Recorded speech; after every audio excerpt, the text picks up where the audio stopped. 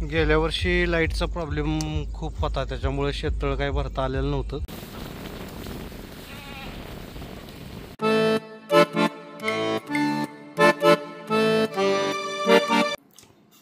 सकाळची न्याहऱ्या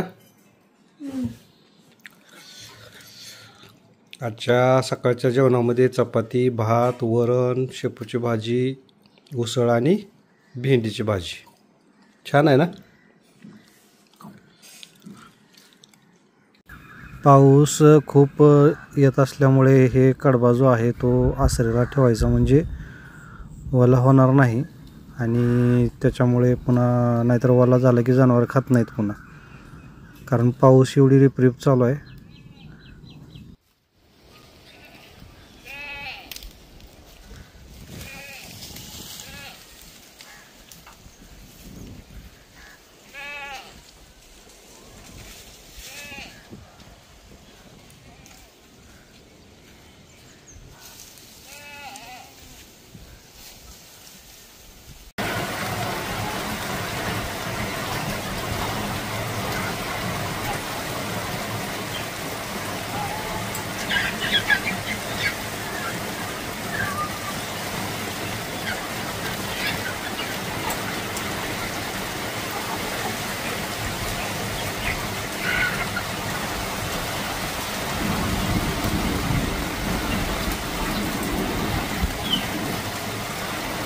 ह्या टाईपचे जे कोंबडे झालेले आहेत मोठे, तर ते बाकीच्या कोंबड्यांना जरा त्रास देत आहेत. त्याच्यामुळे ह्यांना वेगळं करायचं, म्हणजे त्या खोलीमध्ये ह्यांना वेगळं टाकायचं, त्यांना सोडायचंच नाही. कारण बाकी इतर ज्या लहान लहान कोंबड्या आहेत त्यांना चावायला लागलेत ते, त्याच्यामुळं ह्यांना वेगळं करायचं आहे.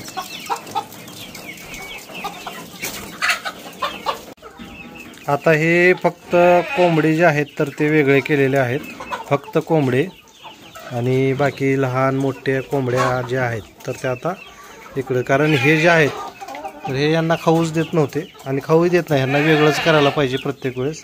2-4 कोंबडे ह्याच्यामध्ये सोडले तर बाद झाले. आता बघा किती शांत. हे जे लहान लहान जे आपण 2 नंबरचा लॉट इकडं सोडलेला होता ते बाहेरच येत नव्हता, कारण त्या ह्या कोंबड्यांना भिवून तो बाहेर येत नव्हता. आता मस्तपैकी फिरायला लागलेत आणि खायला लागलेत बघा.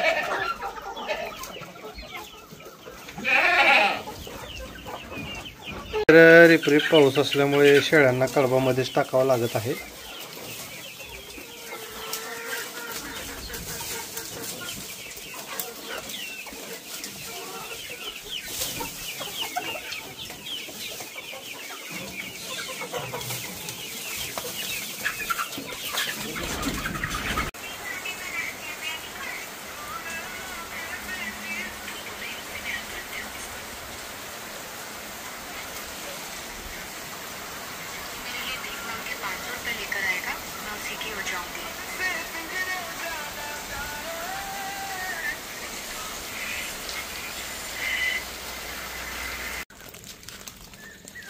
पाऊस येईल म्हणून कडबामध्ये ठेवलाय पत्र्यात.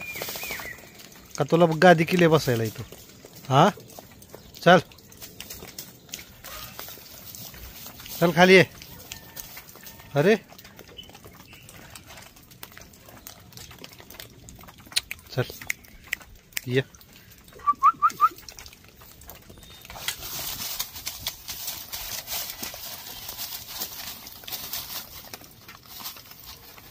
बरं बस.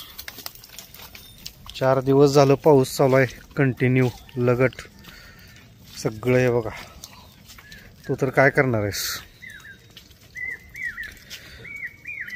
थोडं उघडतंय, थोड्या वेळानं लगी येतंय. मागून ढगारा उठलेलाच आहे बघा. हे बघा अजून येतंयच फुल एकदम. पाऊस जोमात, शेतकरी कोमात म्हणल्यासारखं काम झाले आता.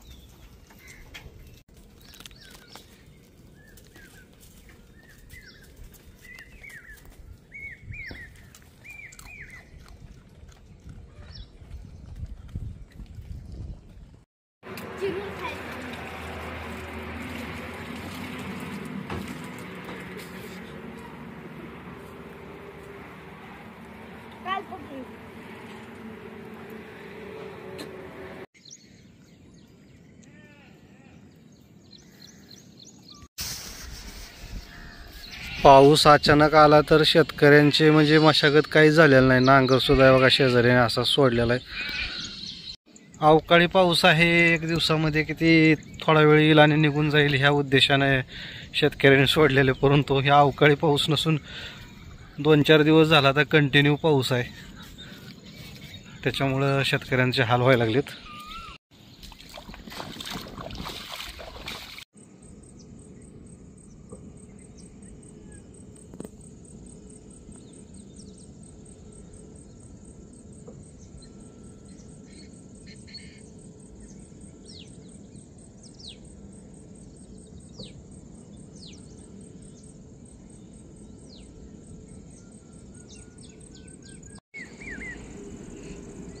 पाऊस चालू झाल्यापासून शेततळ्यातल्या पाण्याची पातळी पण वाढलेली आहे.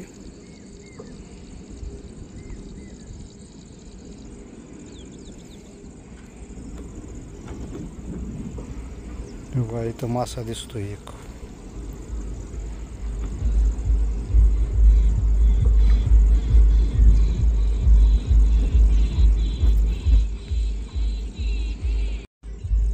गेल्या वर्षी लाईटचा प्रॉब्लेम खूप होता, त्याच्यामुळे शेततळ काही भरता आलेलं नव्हतं. आता पावसानंच पाणी भरपूर आले बघा. आणि आता ह्या वर्षी 100% शेततळ हे भरायचं आहे आपल्याला, कारण आंबे वगैरे लावायचे आहेत आपल्याला, फळबाग. त्याच्यामुळे शेततळ पण भरलं पाहिजे. आता 2 दिवसाने विहिरीमध्ये पण भरपूर पाणी यायला सुरुवात झालेली आहे. त्याच्यामुळे आता विहिरीतून पाणी इकडं वर सोडायचं. 1-2 ठिकाणी पाईपलाईन फुटलेली आहे, तेवढी उद्या आपण जोडून घ्यायची आणि मग इकडं पाणी सोडायचं.